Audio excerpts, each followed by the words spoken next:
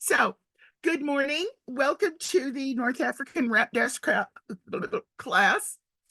And I am Maria Beatriz Mora from the glorious canton of Buxton-on-Eno in the even more glorious barony of Windmaster's Hill. And today, the reason I am doing this class is because it is, well, coming back from the pandemic, everybody was panicking about, oh my God, I have no garb that will fit right away. This fits right away because you wrap it as you go, like a sari, but not. So I would like to get started with the slide presentation. If Ron could please help.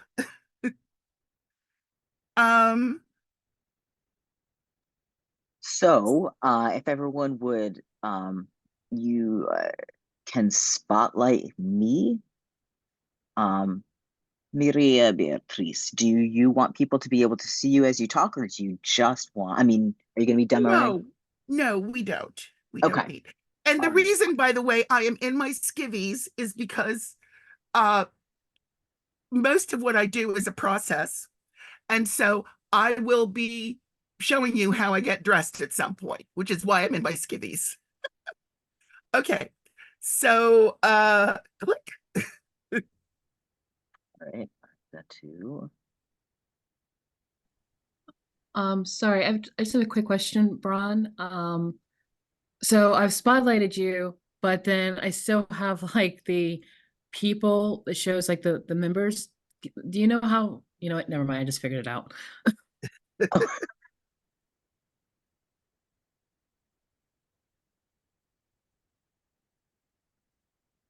All right. We good? And Lady Anai Atwood actually assisted me with giving me a place to film because I do not have a proper place to film in my house, and with her backyard. And she also actually was my camera person. So thank you, Lady Anai Atwood. Okay, moving on. Okay, wrap dresses were so common everywhere in the early period, um, that you can still, in all kinds of artwork and mention, you can find them today, mostly along the Silk Road, but there were other places besides. Click. I became interested in the North African wrap dresses when I realized that period costumes such as the Greek chiton, the Roman tunica, and the ubiquitous bog dress are similar dresses still worn today in North Africa, or similar to. Click.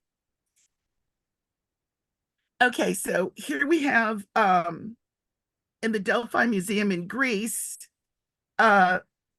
this particular seems to be short sleeved, but if you'll notice up over the side, it's got gaps and wrinkles, and I believe strongly that is because it is pinned, not sewn in place. And you've got the droop in the front rather than a cut for a neck hole. And it's belted in place. And then on the other one, this this statue of a girl dressed in a chiton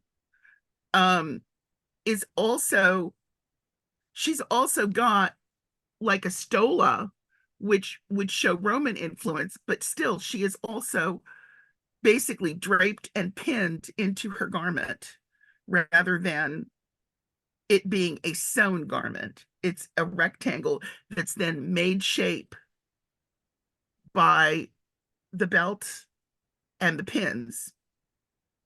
Click.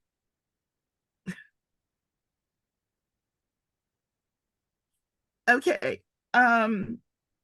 This is, I believe the back of it is actually parts, but they figured this out of they found this piece of fabric in a grave, and the outlines were there, and they figured out what the original piece looked like. And that's definitely also, it was pinned at the shoulders. This one was sewn on the sides.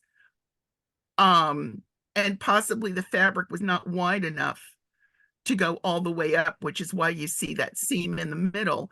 But it was still a rectangle basically fastened onto the body to become a dress. And this little girl, who just I found absolutely irresistible, was is doing basically that other piece, but in a SCA interpretation for a little kid who's going to be bouncing around. Next.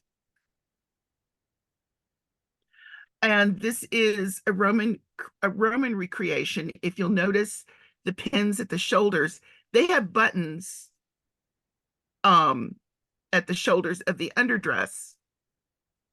But originally those would have been pins also. Little tiny pins. Like, well, I'll show you later. Little tiny pins that kind of resemble safety pins. Okay, and on, please. Okay, this is, in this piece, I'm going to do, I can't remember if it's, I think it's the Roman tunica first, and then I will do the chiton. The tunica, yeah, let's roll them and I will explain as we go along. Yes, I am standing there in leggings and a nightgown because I had to do something. This piece of fabric is, because I am a large person, is 60 inches wide, selvage to selvage. And it's two pieces that extend from my feet to about a hand's width above my head. For the tunica slash bog dress, I am folding it over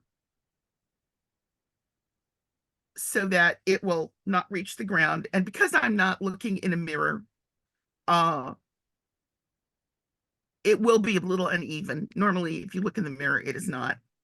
The slits on this end are from the edge to about a hand's breadth underneath my armpit, and that is so that it will not catch on my arms as I fold it over to make what was also known as the modesty piece, which folds over the chest. So yes, I am uneven now, but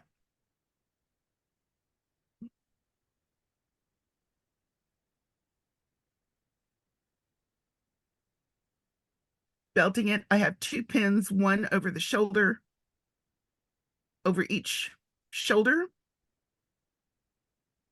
And there you go. And as I said, I folded it unevenly.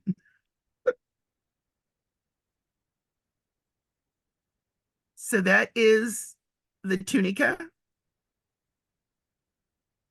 the Roman tunica.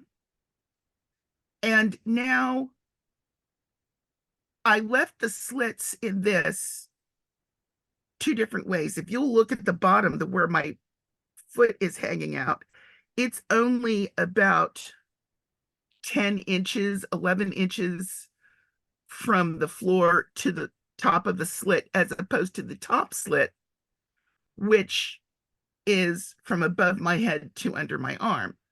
But if I flip it, which I will do, if you look at a lot of chitons, you see a lot more legs showing. So I am sure they left longer slits as opposed to the Romans.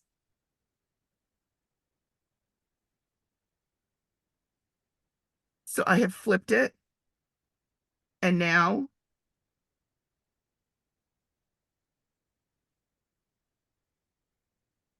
again, I take the back, but now I am not folding it over.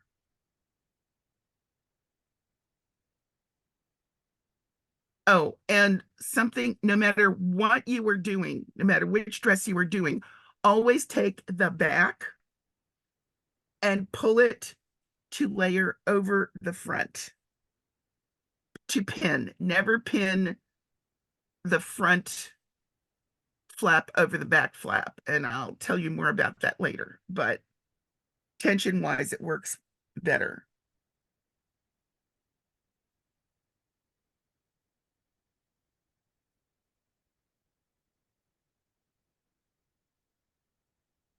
And I'm using a cord instead of a belt now because I am going to try to wrap the pepless.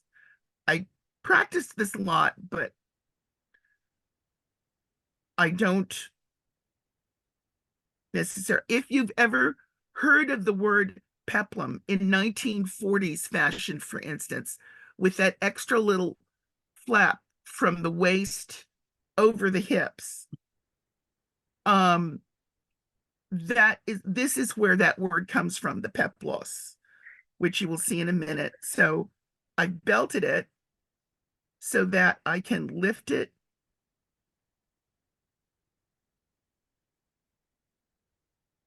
to form that skirt and blouse kind of look that the peplos had. And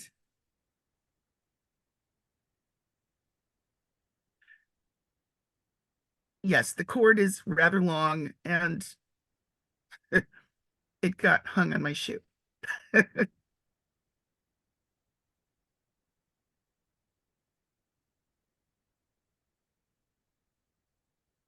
But by wrapping the cord over one shoulder, around, anchoring it, going the other shoulder, crisscrossing between the breasts,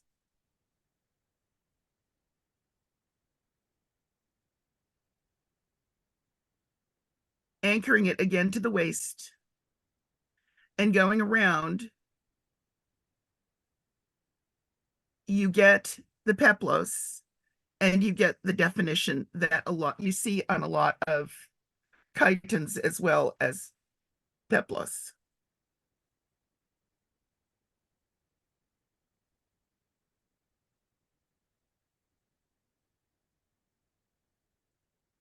And again, I've done it unevenly because I have no mirror.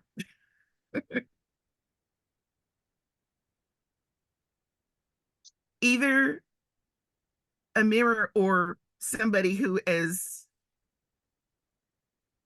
in a position to see where your hem is and be able to tell you, no, that's a bit too long. No, that's a bit too short. Getting dressed alone is still something I haven't quite mastered without a mirror. Okay, so next, excuse me. Here are some more. So there's a tunica on the left. And even though the right is Roman, she is wearing a peplus, if you notice that little ruffled detail over. With a very, very fine fabric, it's going to look finer than mine. Okay, next. This is from a book called Vicelio's Costume, Ancient Costume. Just a minute. Excuse me. Marcy, come here. Here, Marcy. Marcy, come. And if you'll notice, it's pretty much the same as what we've already been looking at. There are a lot of people that say that Vichelio never ever saw one of these dresses, and maybe he didn't, because he does say things in the translation, but he had definitely seen Africans before. He had definitely, because I mean, he was in Italy. How far away do you have to be for somebody to not travel back and forth? And though this looks an awful lot like a cross between a Roman tunica and a Roman and a peplus,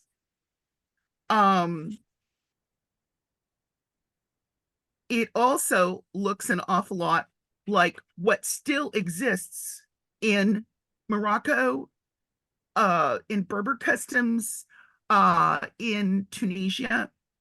So he had a pretty good idea. Somebody somewhere said, yeah, that's right. No, that's not. Because this is 1590 and people are still wearing very similar things to that. In 1920s, they were still showing things like this. Oh, and by the way, the hair wrapped up there is, if you look and see the little squirrels, I do believe he's trying to represent curly hair tied up.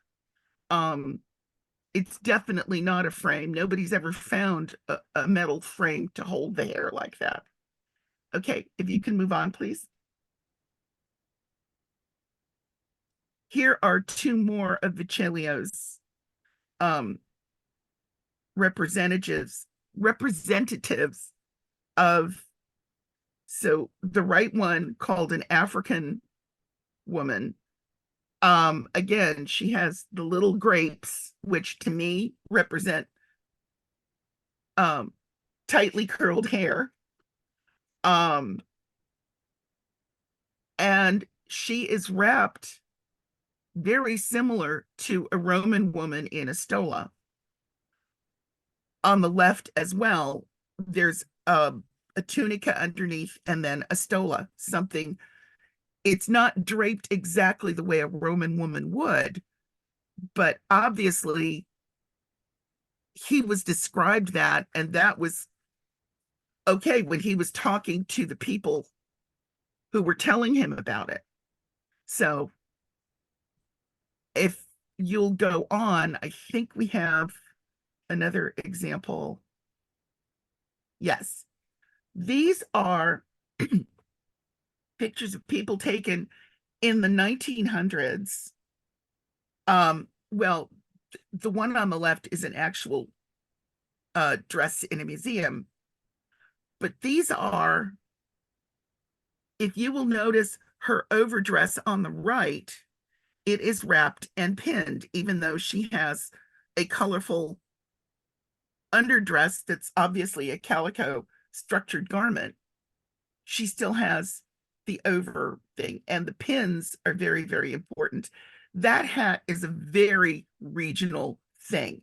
And what I did find out was up through the 1950s, you could still find very specific regional differences between the wraps. And some of them weren't wrapping anymore. Some of them looked like they had gone into the Victorian era for things. But the people who were still wrapping the same way. If you could move to the next one, please.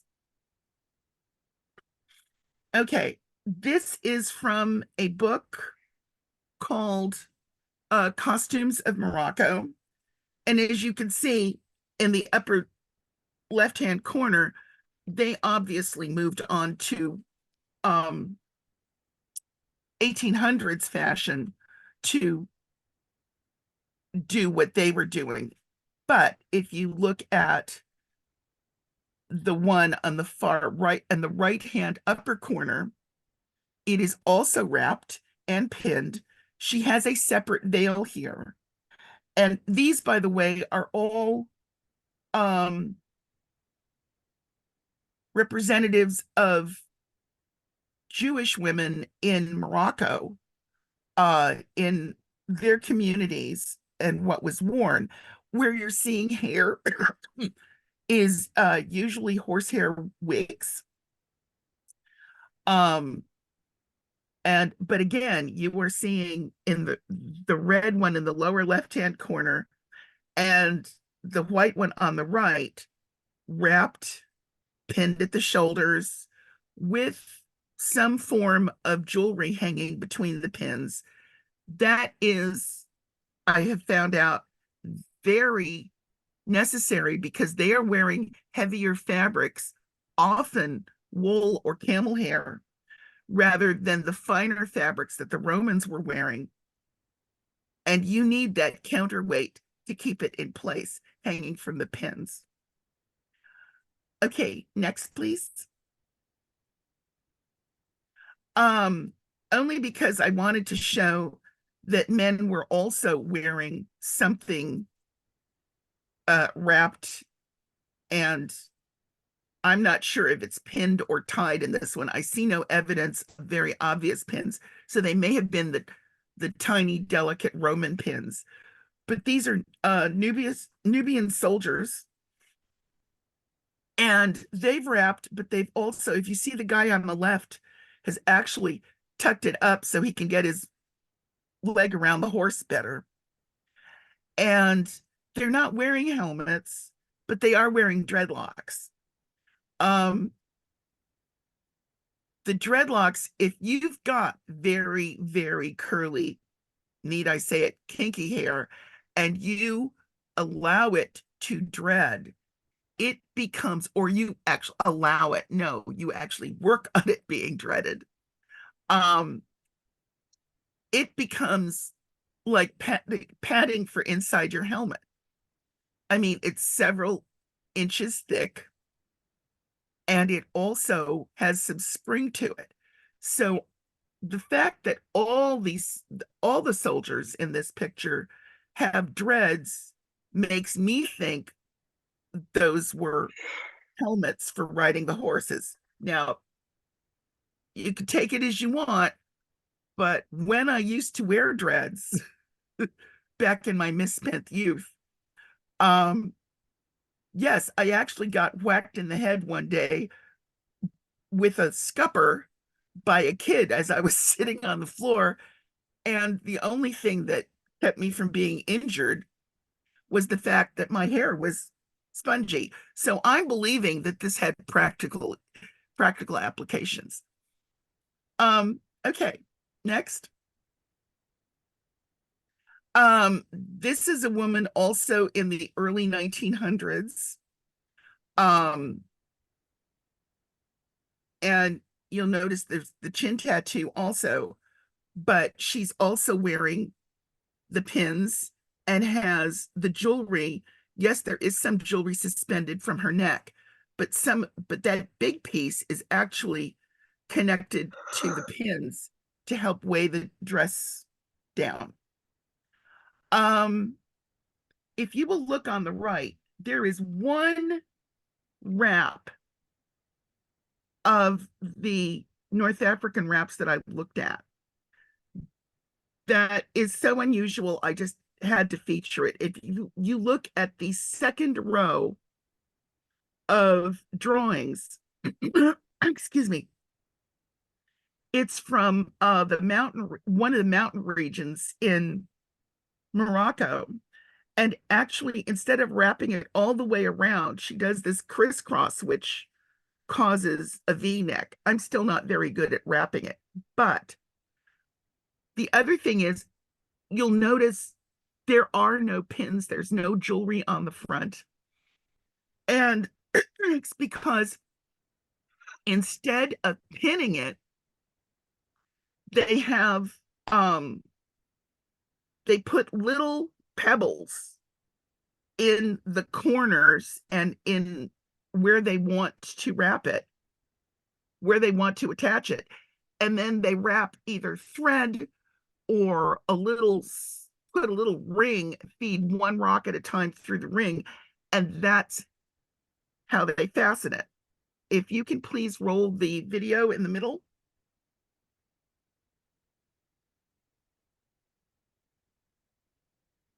I will be using pins because that's when I did not have time to go find pebbles, but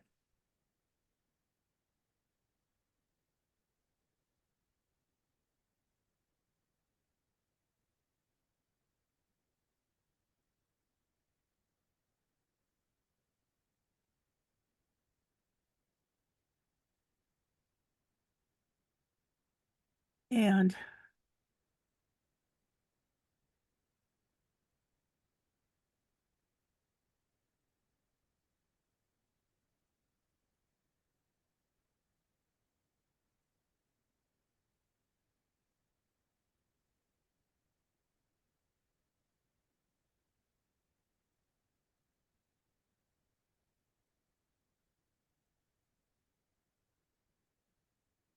yeah, I pinned it, which doesn't quite give you the line, but again, even as I pin it, I'm doing back over front.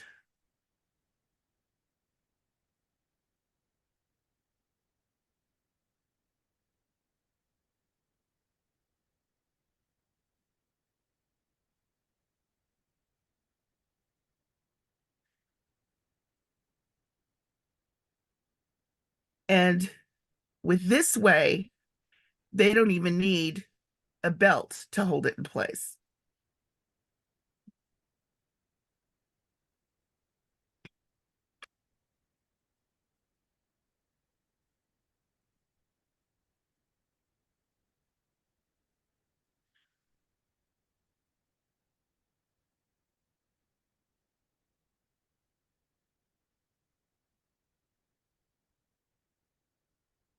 Um, some people like it lower than that, including me, but that wrap I just find amazing because it's so different from everybody else's. Okay, next page, please. This is a woman also in the 1920s. She's wrapped hers with calico, but again, you can see the pins. The pins, the fibula, most of the time they're using fibula with enormous decorations on the bottom. Now, I'm thinking she's not wearing heavy jewelry hanging from that because she is wearing a calico and that weighs so much less. She doesn't need the weight to hold it.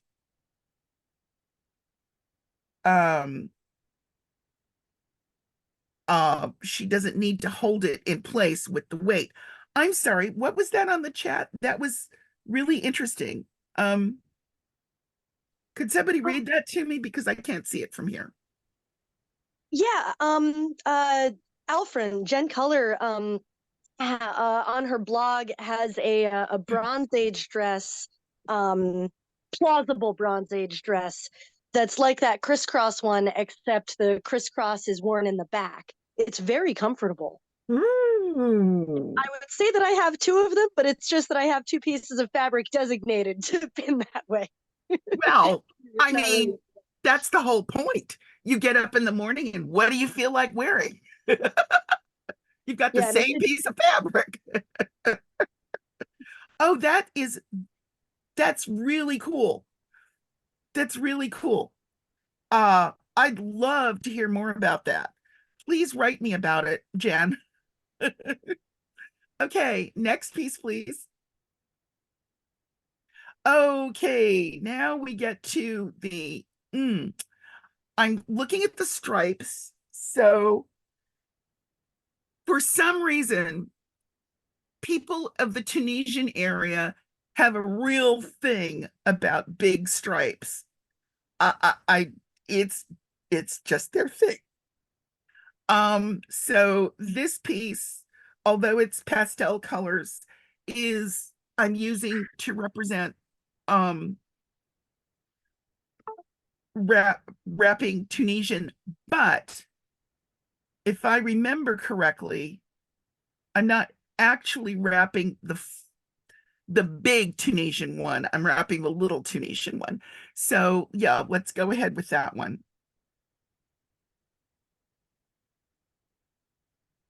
Whoops.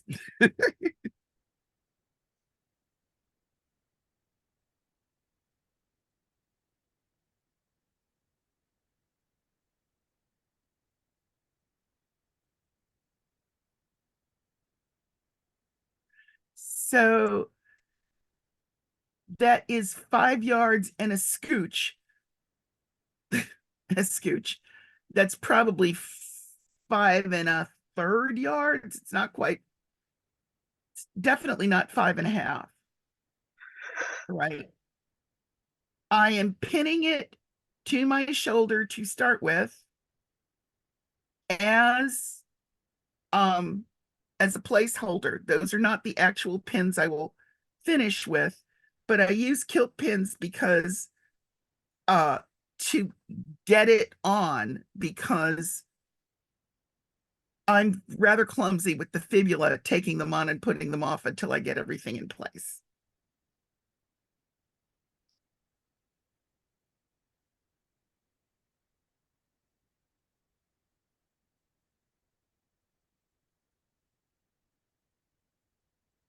And I don't know if it's period or not, but I take a tuck at the shoulders if it's going around more than once, so that I have a larger stride area at the bottom.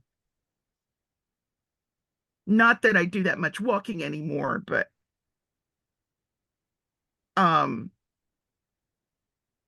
I've got a 34-inch inseam and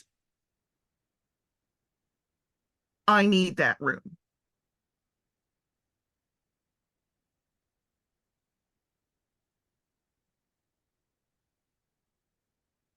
So again, take it out and catch the corner.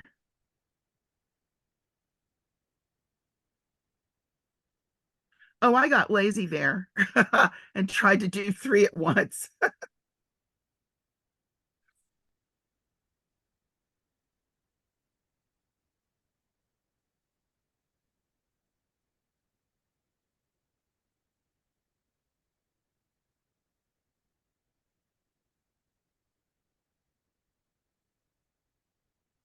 Back over front. Very important.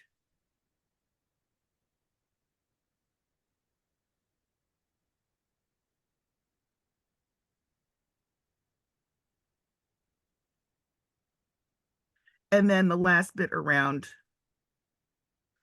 By the way, if you are looking for striped fabric, and you want it to be like the Tunisians like, up and down, the term in the fabric industry is you are looking for it to be railroad striped, because it's like railroad ties from one selvage to the other instead of lengthwise down the yard edge.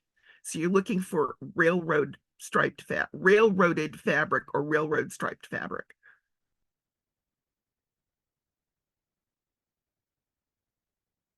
And I dropped a piece. Yep.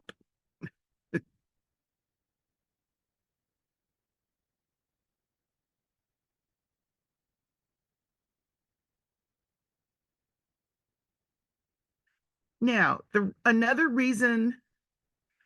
thing I find very important when you're wrapping these is to go straight across the back as close to your neck as possible so that the drape in the front can only go so far.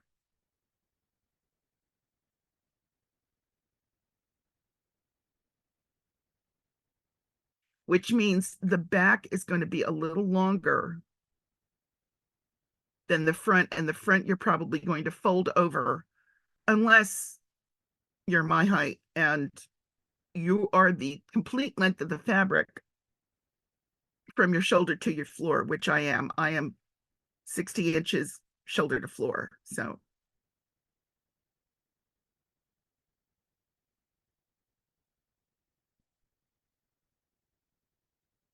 and a woven tie belt is very useful. I've run into a bit of a dilemma here in that the Tunisians have a tradition of white wool roving. It's about in many, many, many strands. That's about I think 11 feet long, and it's undyed. And in the SCA, I can't do that because white belts are for knights. So that's been a problem for me to try to figure out how to resolve. Okay, next. Oh yes, I love this one. This postcard was named Traditional Tunisian Garb. It's also could be classified as Chicago World's Fair porn because there she is without stays, with bare arms, with bare feet, with long legs, with long her hair disheveled, quote unquote. And this was the kind of thing that they showed at the Chicago World's Fair, but was only shown to men. Women were not allowed to come in and see this. Just a little history. uh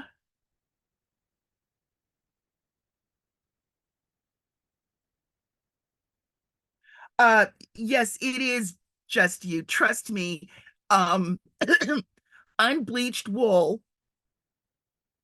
is still reads from a distance as a white belt, and several very, very polite knights have told me that I really shouldn't go there. So I'm not going there. Next, please. Okay.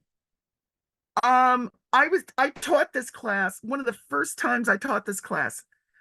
This amazing woman named Sharon Earhart was sitting in the back of the room. I did not know her at the time. I taught this class with a lot less, because it was in person. So I had a lot less materials to teach this class with. And at the end of the class, as everyone was leaving, she ran up to me and said, "My daughter works for the Peace Corps in Morocco. And I went to visit her, and her next door neighbor wears that every day." And I was like really excited. And I said, "If you, here's my information. If you ever get anything from there, any pictures, please let me know." So the next morning, as we are packing up the campsite, she comes running across the field and says, "Look, look." And this is what she said. If you could roll the next clip, please. This is what this woman wears every day. Literally, it was morning next door in Morocco, and the lovely daughter of Sharon went next door and said, I've got people in America who want to know about your dress. Can you show them how you put it together? And she said, sure. And there she was.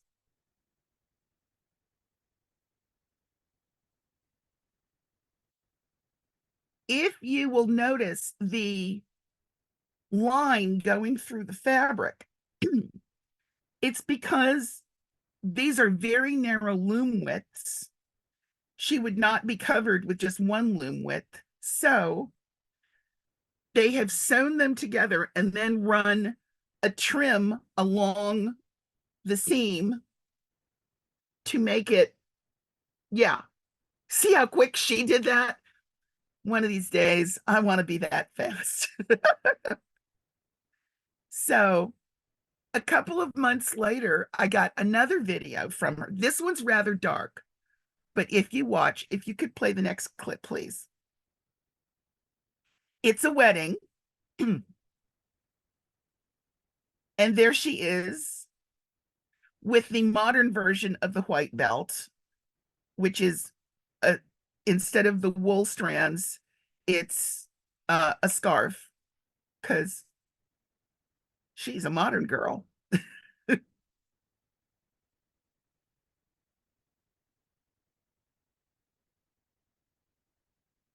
And yeah, this is actually longer than it took her to get dressed. Hats off to her. Excuse me.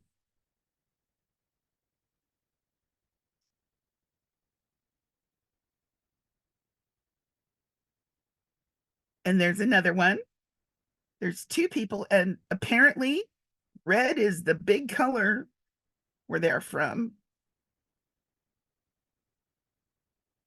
And look at her little pins for dress up. She was just wearing plain pins for every day, but she's got her fancy soup and fish pins on for the wedding because it's a big deal. The little triangles and the fibula, just darling. Okay, so if you could move on. So in order to do this, one needs at least 6 yards of soft fabric, preferably linen or cotton in this area. If you can get what in the Victorian era was known as sheer wool, which is, you can still get like camel hair to wrap with, if you're lucky enough to be in Morocco. 60 inches wide, although you may be folding over some, if you're over 5'2", because 45 inches is, I've seen people do it out of saris, but they were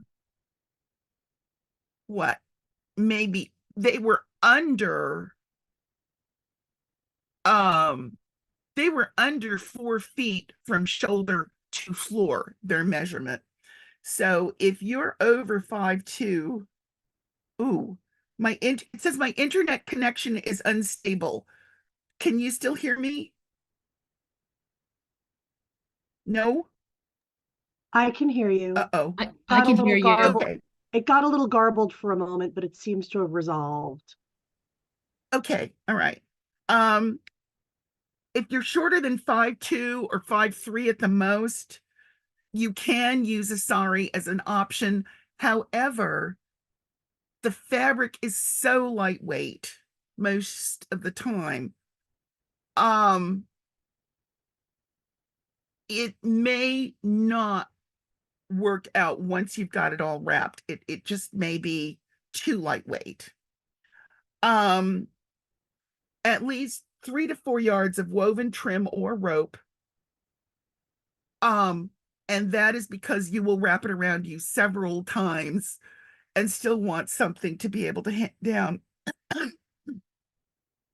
A wider is better, like, excuse me, 3-inch wide trim is better. I'm very lucky in that the piece I've been using lately is actually nine 9 feet of, no, it's 12 feet of kente cloth. I just got lucky, ladies and gentlemen, just got lucky. um and it's very strong. It is very non-stretchy. And you know, if you have nothing else, thick cotton upholstery rope is not a bad substitute. Okay, and so we will move on. Your fasteners, oh, I will show you pictures in a moment of fasteners, are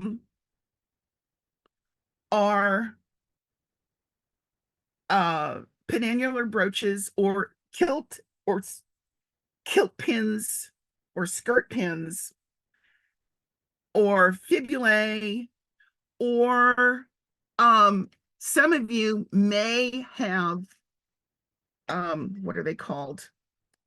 Viking turtle brooches. Yeah, well, they're big, they're heavy, and in a pinch, sure, why not? Whatever it takes to hold your dress together and keep you clothed. And then if you wanted a simple undertunic, I have worn an undertunic, and I have not worn an undertunic with these, depending on a bunch of things, like the weather, all kinds of things like that. So if we can move on.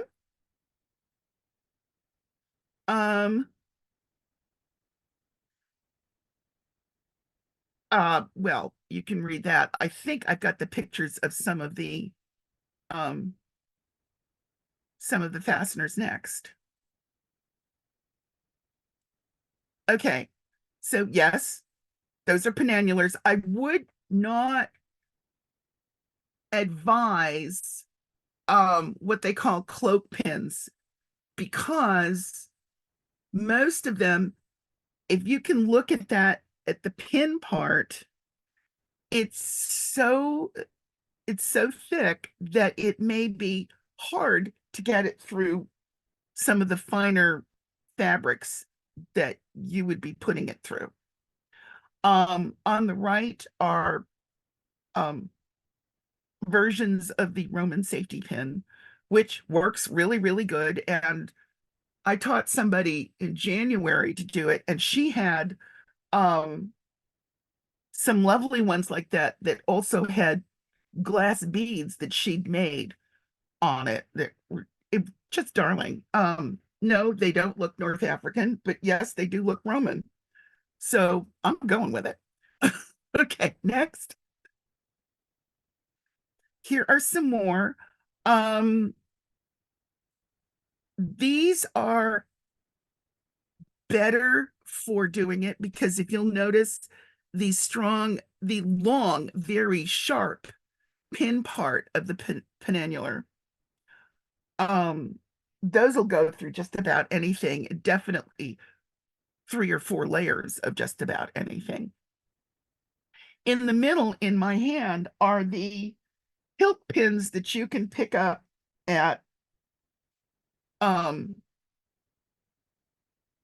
Fabrics or other sewing goods stores.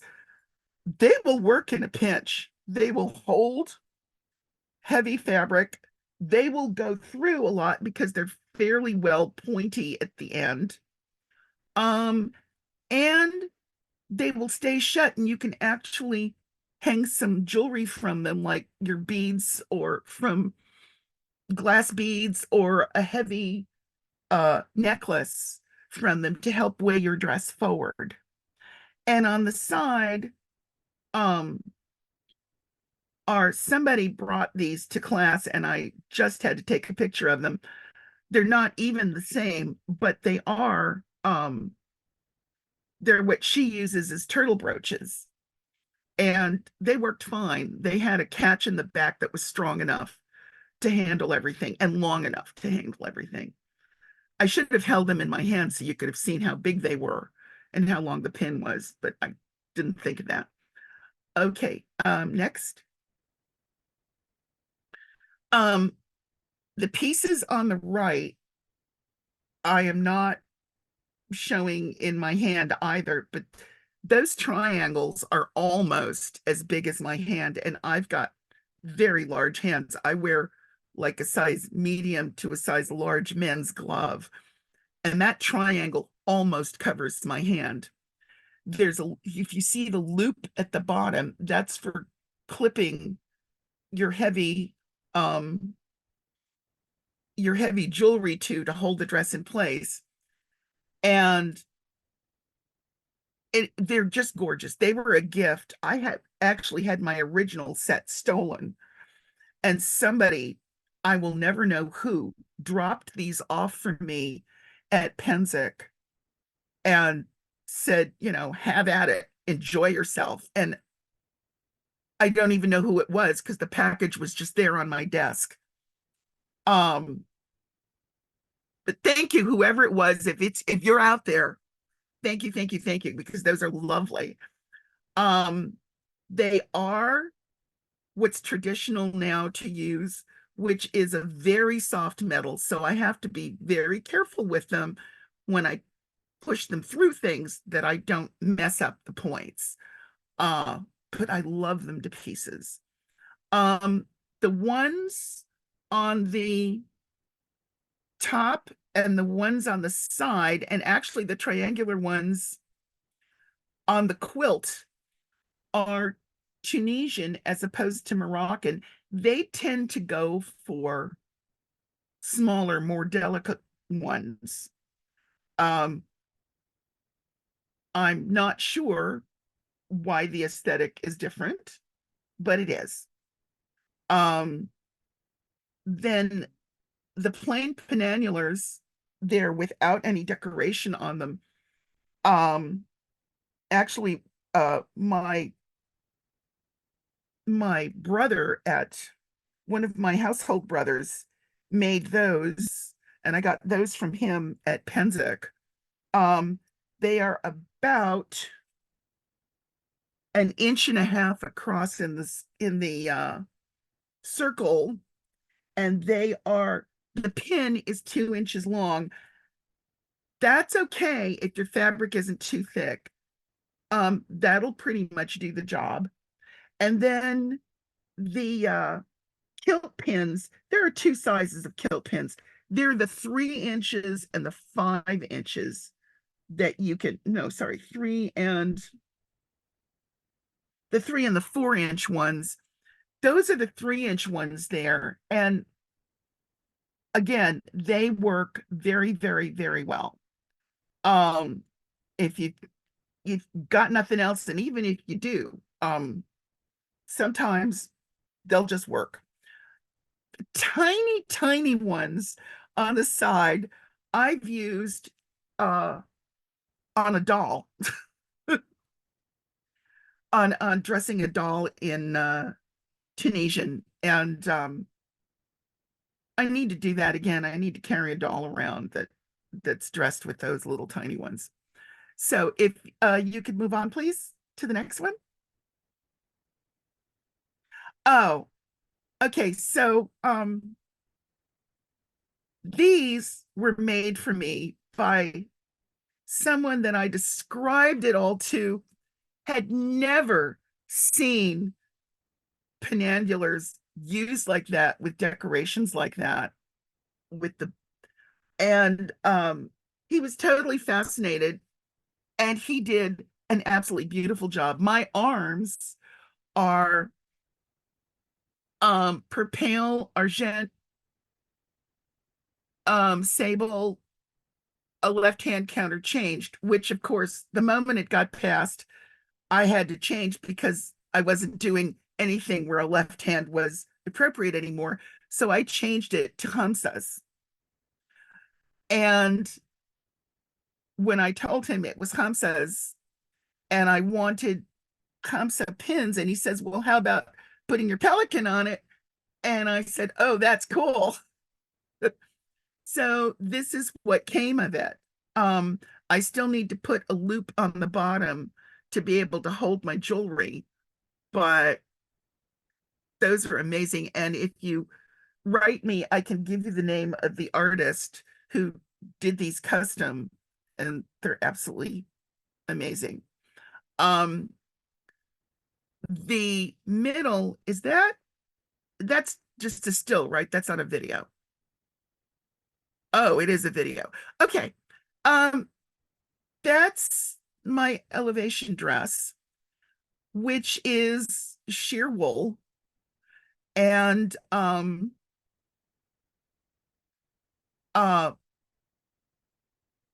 am totally in love with the wool. I would change out every piece of linen I have for wool, but of course, I'll never find that again. So, so if we can move on. Thank you. And these are, so the Tuareg, quote unquote, also known by the Romans as the blue people, actually would dye their stuff with indigo. And actually there is reports of them dry dyeing it by pounding the indigo into the fabric, which then would slough off on the skin. And that's why they were called the blue people. I love that. The next one is, it is striped linen, blue striped linen, in the center. And I actually wore that to a sci-fi con because one of the people standing on the cliff in the movie Black Panther is wearing that dress only in green. And I had to do it as a cosplay. Everybody was going, what's that? What is that? So background. The one on the side is actually wrapped with 2 cotton blankets that are a period weave, that I got off of a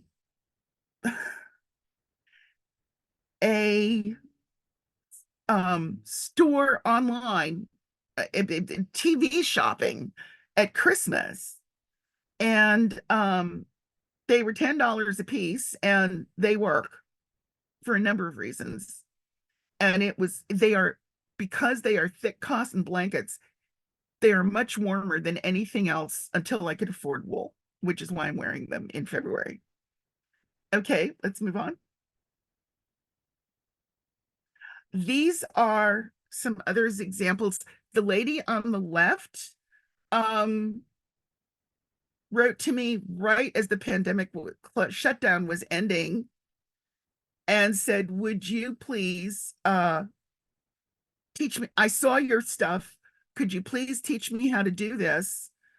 Because I'm a landed baroness and I have nothing to wear, and we've got an event in 3 weeks. So she did a wonderful job. My favorite way of doing this is so that the tail end also becomes your veil, and it's just sun protection off your back of your neck and your shoulders. But we'll get to that a little bit later. And then that's me at the coronation of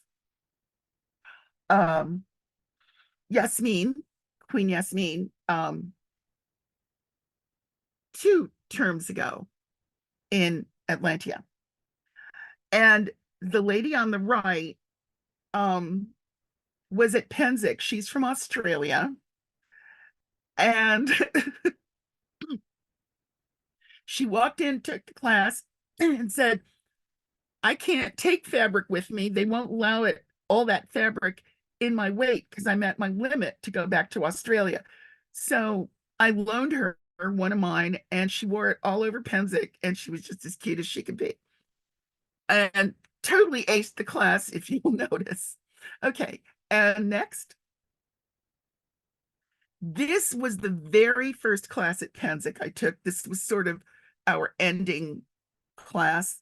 And like I said, everybody aced that too. I was very impressed with everybody. The lady on the right in the red learned off of my video and sent me photos, and I was thrilled, absolutely thrilled. And that is the one, the lower left-hand corner is my family with me at my elevation, which by the way was a total surprise, and everybody did amazing things, including give me the wool and the turquoise and on and on and on. And it was just the most amazing thing in my life ever, even my wedding. So let's go on. Excuse me. Seems to be it. Oh, that's it? Okay. So now, is anyone willing to try? Does anybody got some stuff with them so they can try it?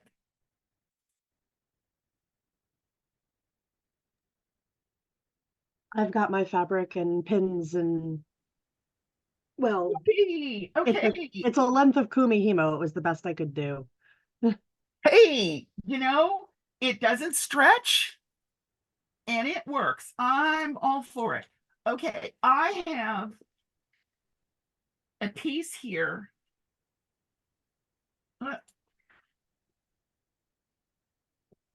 So we can, how long is your piece? I have a sari. You have a sari. All right. And what kind of pins do you have?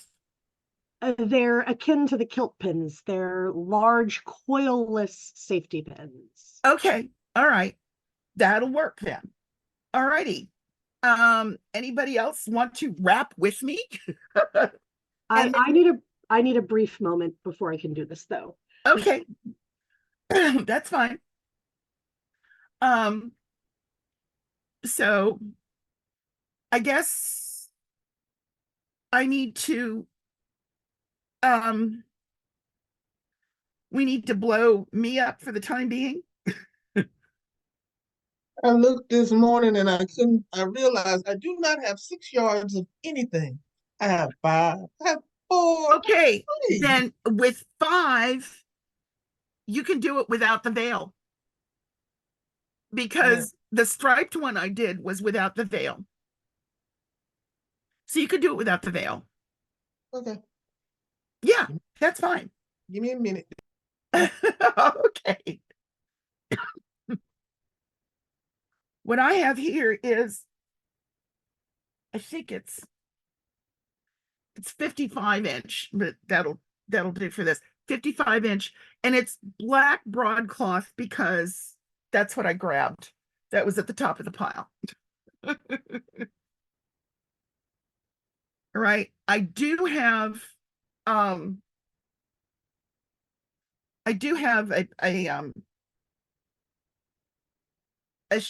under tunic on. Actually, it's kind of a chemise, but again, because all the white under tunics and chemises are all together, and I pulled the one off the top of the pile, and that's this one. So,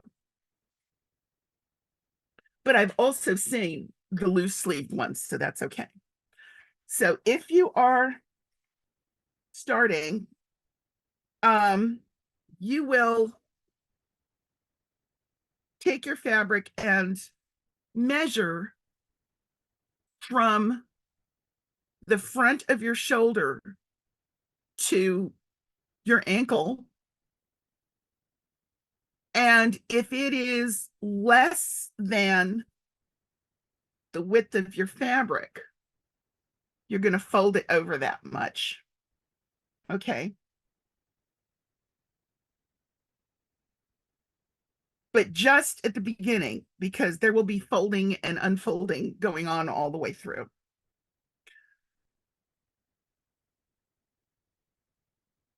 All right. And then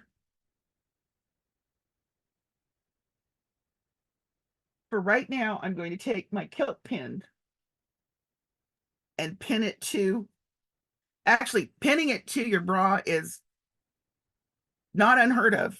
I've done it a lot, especially if I'm not wearing a tunic underneath, as a placeholder in the front.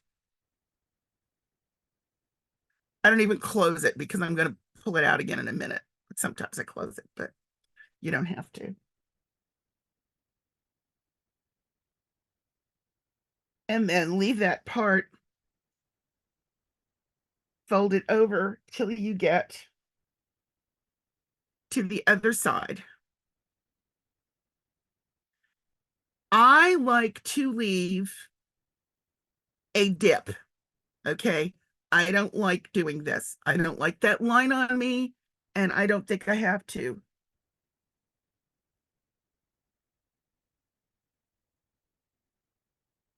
Sure. Okay. So you're starting from one end, one corner of the fabric. Yes. Now, if you feel you're a bit short on fabric, like you don't have quite 6 yards, I would go ahead and give myself that much more by starting at the opposite shoulder. Okay, I have just 5 yards here with the side. You have just 5 yards. Yeah. Start at the opposite shoulder then. So you're giving yourself a bit more, because it's going to cross over anyway once.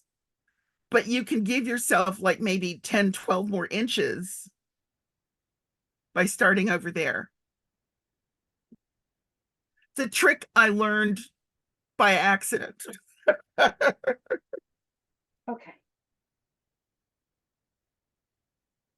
Now, I know I have 6 yards of this, so I'm going to start over. Well, no, I'll go ahead and start over here. What the heck?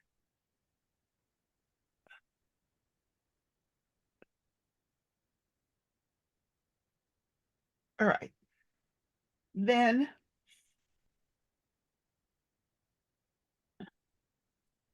you let it go under your arm loosely. Do not wrap it tightly. Okay. You need that room for walking space.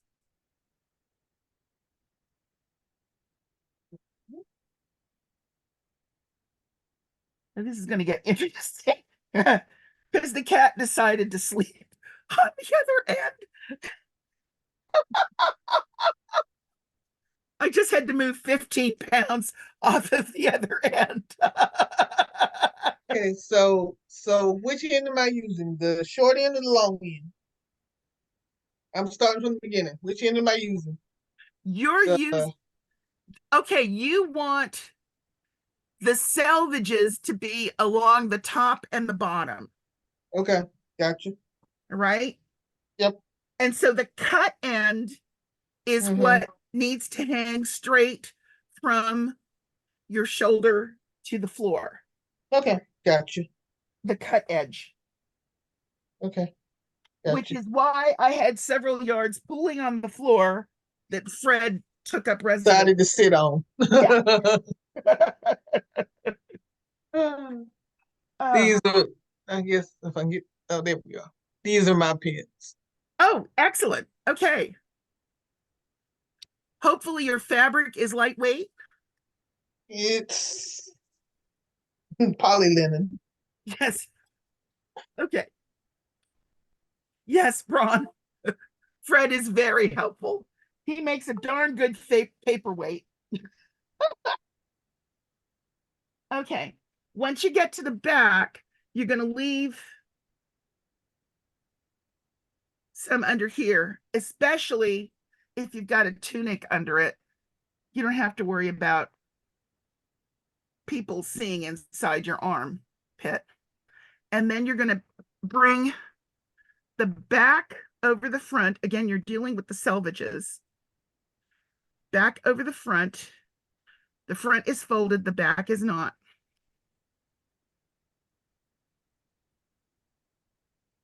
And pin through everything to mark it.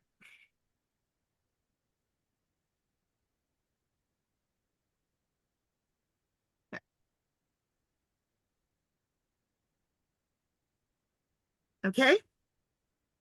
Everybody with me? Yes? So far. Okay, so far so good. Then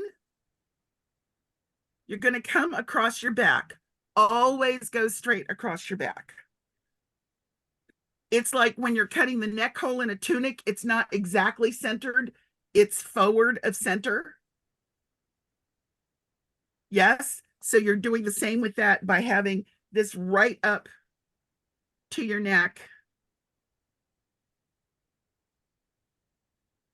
Okay, and I'm going to pin this here just so that it stays in place.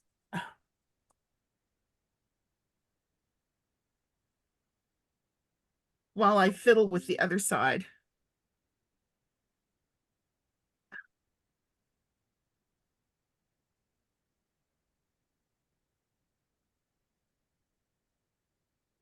Okay.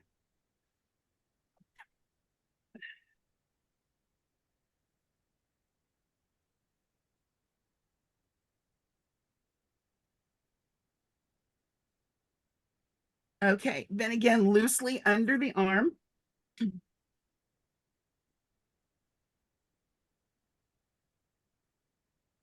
And this is where I usually make a little tuck fold to give me more leg room.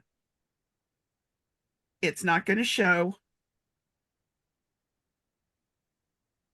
And in the meantime, I'm also, because I'm going to be pinning the front again, I'm folding the same amount under that I did on the other side because the front is shorter than the back. All right. Make a little tuck. And then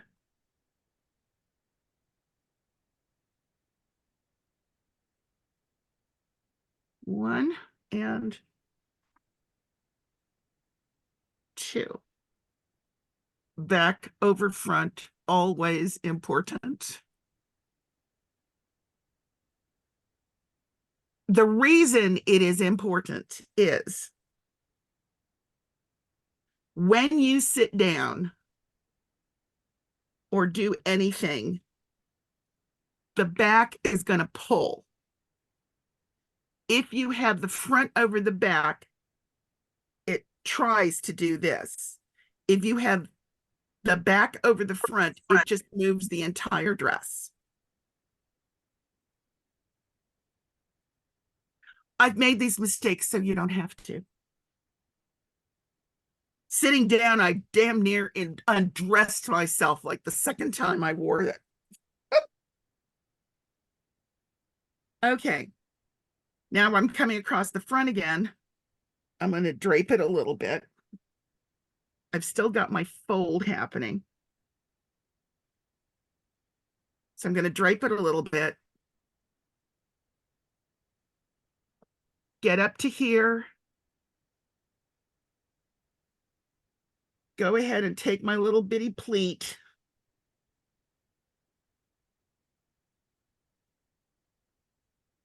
Get up to here and pin. Well, unpin. Oh, by the way, my dentist hates that I do that because I've chipped my teeth a couple of times on the pin, just so you know.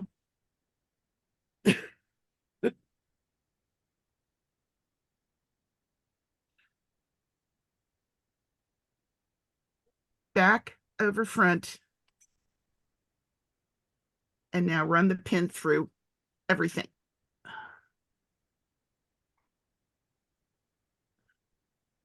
Woo, come on. Okay. Getting there. Sometimes you have to feed one layer at a time through it to get it all through.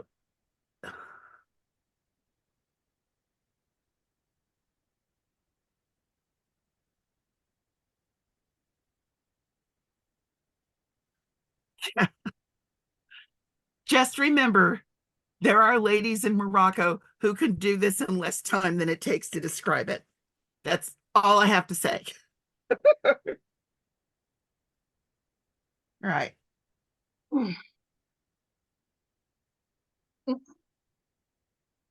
Okay. Everybody all right? Yep. Okay.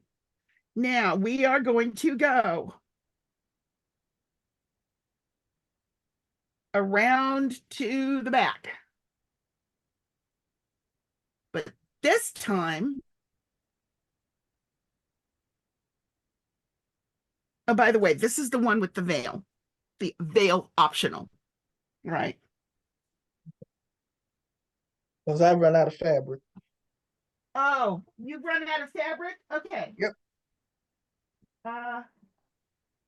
Well, phooey. Let's see if I may lose the signal for a second because it is explaining to me about hour.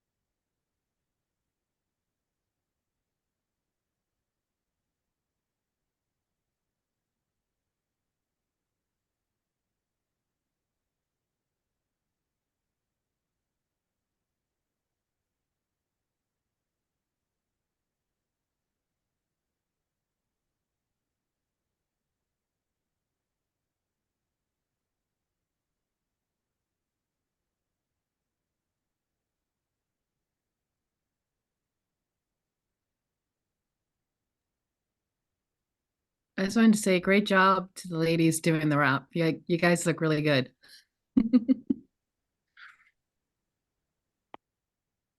I've never done it with that little like starting here versus the front. And I love it because there's so much more fabric to use. I was like, what? Never had this much fabric. Oh, you're doing a great job wrapping. Yeah. And Jen, your fabric is beautiful. Yeah, this I'm really happy with. It's not wide enough to really like wear for an event, but for this to try and get the idea. Yeah. Yeah, I did the crisscross version because that just seemed easier to me. Yeah, looks I want to great. try that one next. I still have a little bit of fabric to work with here. Shiny, by the way, your comment earlier about a pile of laundry, if you look at that last set of photos that Brown was displaying, the one with the optional headdress veil sort of makes the whole structure look more elongated, just visually. Yeah.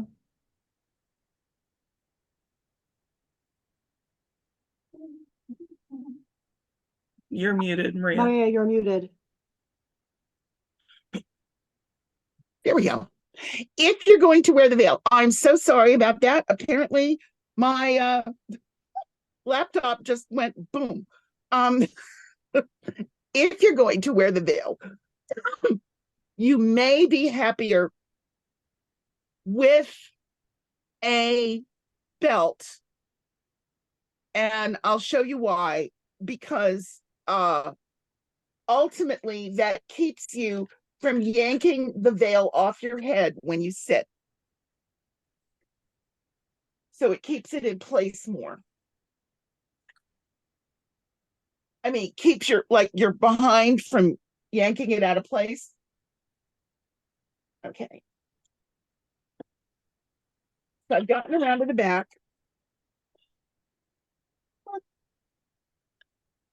All right. Now, in order to measure how far it needs to go down.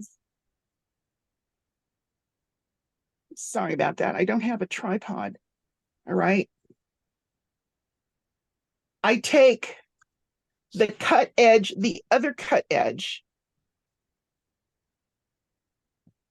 take it around my body, and I'm going to pull it up. You're not going to be able to see this part because there's no way I can get that far away from the phone.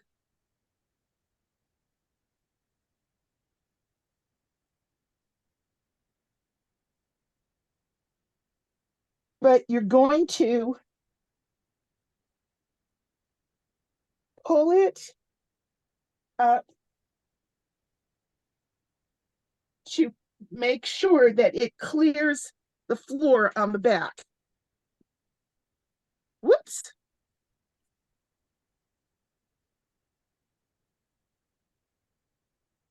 And make sure there's no twist in it as it comes up.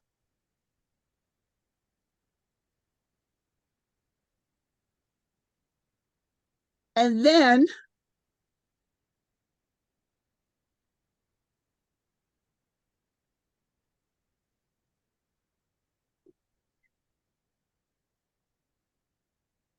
tie the belt.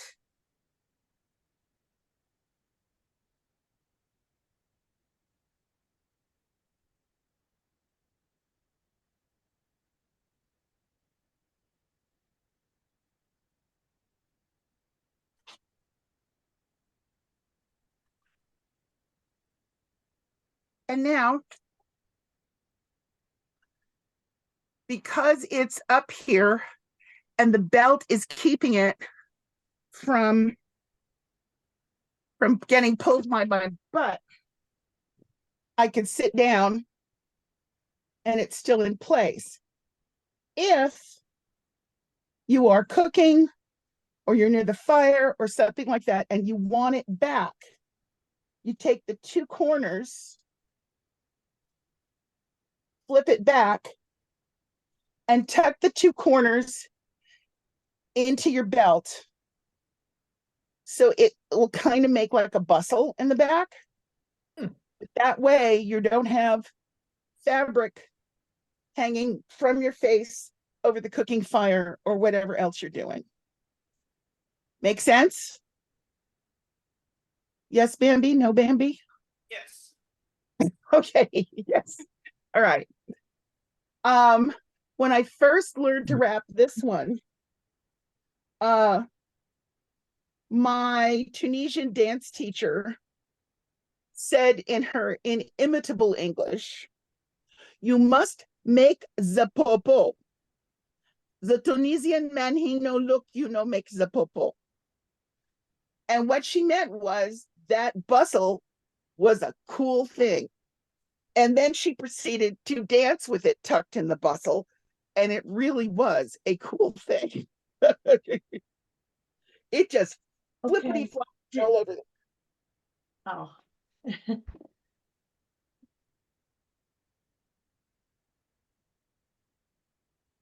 So with the extra material, it goes around twice-ish? Did I Belt? get this vaguely right? Yes. It may go around, I mean, it goes around me like 1.5. Okay, Not really twice. okay. Okay, so I'm in the right ballpark here. Yeah, yeah. Okay, so now if I don't want to do the veil, what do I do with this trailing end? You have two choices. The first one is to make it go around a second time and pin it on the shoulder. And if it goes too far, you fold it under to pin. So like there was one video, which one was it? The striped one I wrapped. I did not have enough for it to go around a second time and make the veil, because I only had 5 yards instead of 6. Okay, so basically it sounds like bring it around and repeat the pins at both shoulders. Yes. Okay. However, make sure that you make those tucks. I'm sorry, make Because the if you just go around again, you'll be cocooning your legs and be very unhappy when you try to take a big step up a stairway or something. okay. So you make that little tuck to give yourself maybe 4 or 5 more inches. Since it's overlapping itself and wrapping, you're not going to get that scissor action anymore of it being 1.5 times. Uh-huh. Okay. Did I just explain that clearly? I think so. It only goes around my back again rather than the front because I'm a yard short here. Okay, So I don't but think I even have if to it goes worry around, about. yeah, well, make sure that you, though, when going around the front, you've made those tucks. Okay.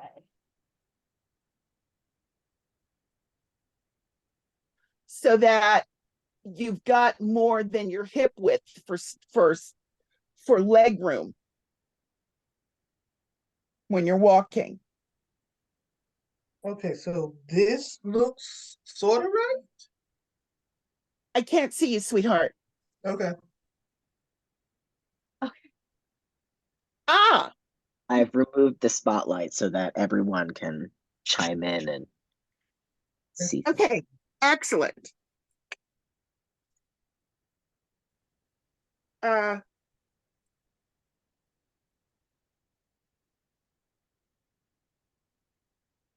This is all the fabric I've got. So That looks great.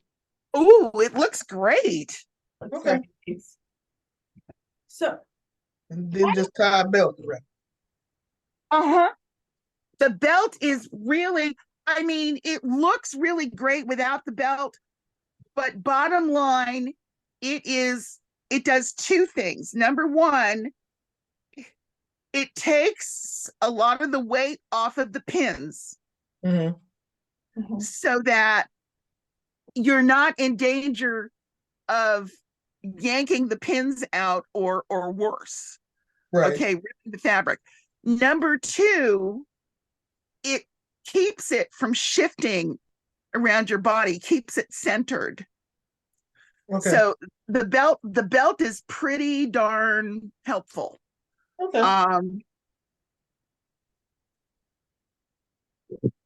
Oh man, you look like a Greek goddess there, girl. Lovely. It's beautiful. I had a question. Yes. I always have issues keeping veil on head. Do you secure them with like veil pins or anything? I have just stumbled. I don't know why I didn't notice these before,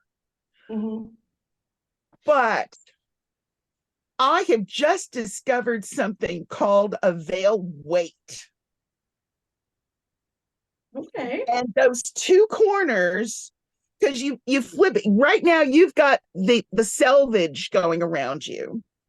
That's wrong. Instead of turning it so that the edge is around you, so the corners are shorter. I see. And then you bring it up way up. You bring it way up. Okay. And then you wrap the belt around the excess in the back. Oh, okay. So it takes the weight off the back. Bingo. Okay. And then the 2 front corners. Exactly. That's exactly what I look like when I'm dressing. Wait. Here. Well done. That is a gorgeous color, by the way. That Yeah, is it really beautiful. is. Yes. So this fabric is a mid-weight cotton that I got at a sari shop. It's what they use to line like beaded tules and stuff. And it was $3 a yard. So Nice. Oh, I'm Yeah. going to go slash my wrists right now. Do they Yeah, have a very website you reasonable. can share with us? Absolutely. And for those of you who are close-ish to the Atlanta area, it's a oh, okay. And then All you right. use, like your weights kind of You put your weights are in the shoulder, and they're like jewelry. I mean, they're phenomenal little pieces of pot metal, okay. Oh, I love or that. lead or something. All right. And then also they work like buttons when you're dropping it back.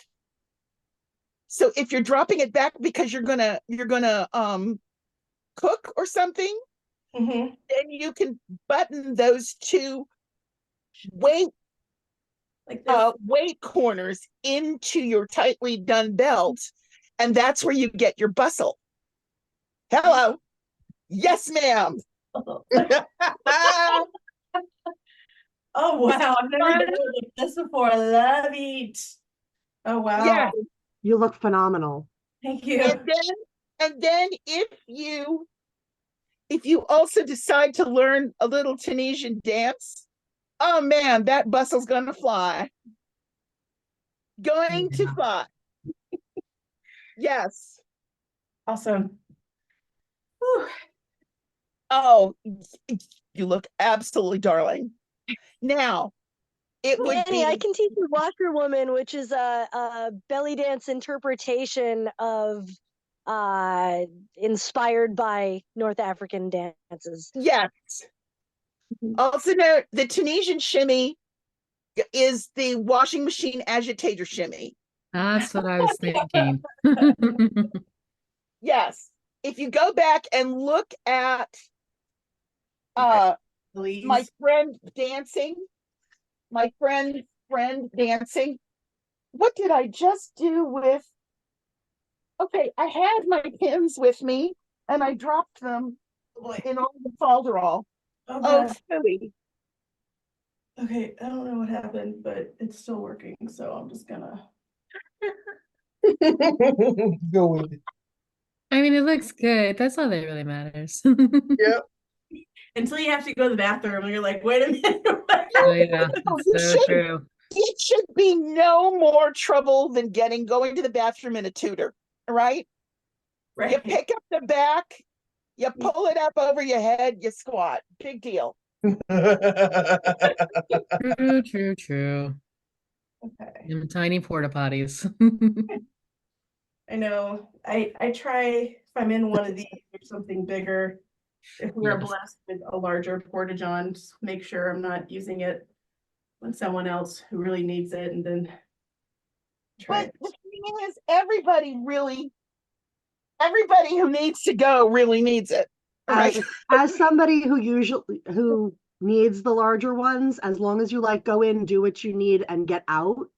Yeah. Like don't Yeah. dilly-dally, but don't worry about it if you need the No, space. yeah, I try to.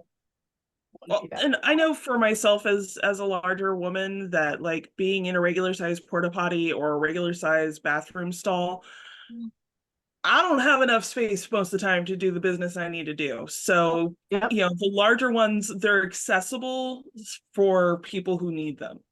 Mhm. Yeah. Just Exactly. do what you need to do and just don't dilly-dally. Don't start reading the daily paper in there. That's all. No answering your mail. Right. Right. Oh, let me turn on my camera for a second. These were the pins that I got, or in fact, I had. They're Kilt pins? they're craft, Oh, they're craft pins. yeah, Yeah, the yeah. big ones, yeah. And I got a pack of them for of like 20 of them for about $7 or $8. And you could conceivably decorate them. Yes, because there's no Yeah. coil to block the decoration. Uh-huh, The exactly. flip side is I was having trouble with the repeated pinning and unpinning because there was no coil. So the Uh-huh. fabric was sliding around. Yeah. So, and these are, I have a ruler around here. These are about 2 inches long. So when I got up and knocked everything over with the uncooperative laptop, I apparently dropped the bag with my pins in it. Oh, with no. my Yeah, it's here someplace. Fred didn't take that with him, but well, pickles. Gonna put my humps of pins on to finish it off, but oh, pickles. And of course, because I knocked everything over, there's like a dozen things on the floor covering it. So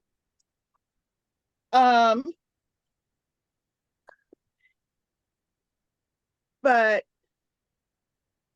so yeah, the crisscross one, I would love to see the crisscross on the back one. That really makes me excited to think about that. Because I can add that one. But yeah, I think this is just a grand way. And you know, if you're going to an early period event anyway, but I love the jewelry. I love the fact that the jewelry is functional. I'm still not convinced that, because the first Viking aprons that I've been able to see were actually a wrapped piece, not the fitted thing. And they also had stuff hanging between the two pins. And I'm wondering if those also originally functioned as a counterweight. But I know that this is a lot more comfortable to wear when you're hanging something heavier from the pins.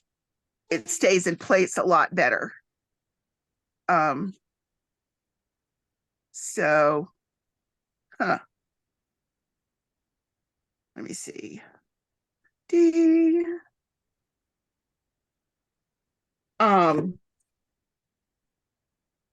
So for all I know, it just works. I mean, wearing it, I have just figured out that it works better that way. So is there anything else that somebody would like to try? I just had a question about the crisscross in the front. Is that a shorter piece of fabric? Yes. Yes, I'm thinking that would be closer to 4.5 yards, maybe. Yeah, I did the crisscross in the front, and I with a piece that's probably around 5.5 to 6 yards, and it's a little bit too long for it. Yeah. Thank you. Oh, you're quite welcome. This is my passion. Not having to readjust garb every time I go to an event because I'm a different size. That is really, really nice. And then when it's really, really, really hot, this is like the best. Although you would be surprised, it must have been 90 degrees at my elevation. Oh, wow. And I wore wool and I was fine. That's because it breathes. It's the same reason the Civil War reenactors don't mind wearing wool in the summer. It's the same reason the Bedouins and the Berbers and everybody else wore camel hair. Yep.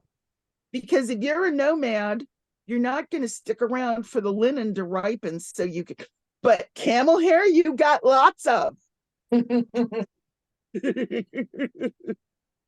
You got camel hair for days. You can Where? walk along and spin it and then weave it when the time comes. Mhm. So most of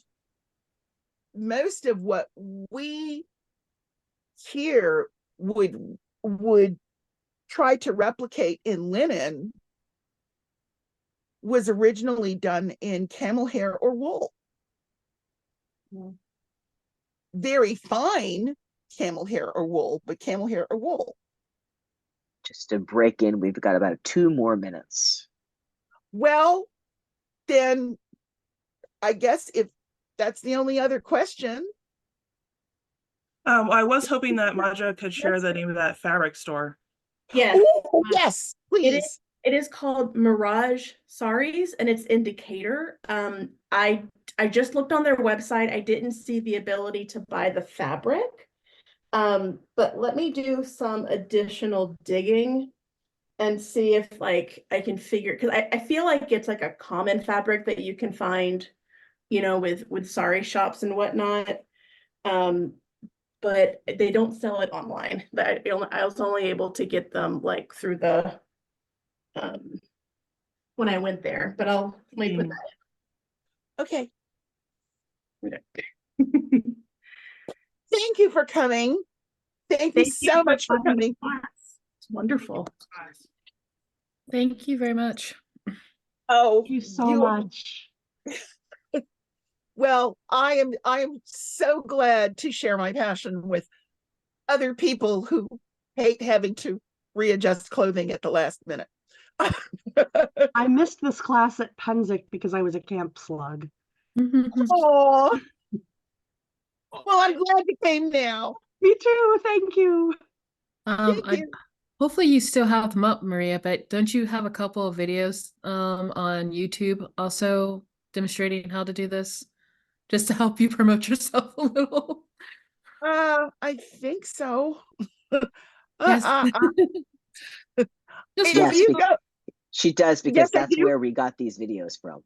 Okay. Like, I grabbed them from YouTube to put them into this demonstration. So Yeah, yes. just to help you promote yourself a little. I'm like, hey, I know you have videos. I think you should promote them. They were pretty good. So Thank you.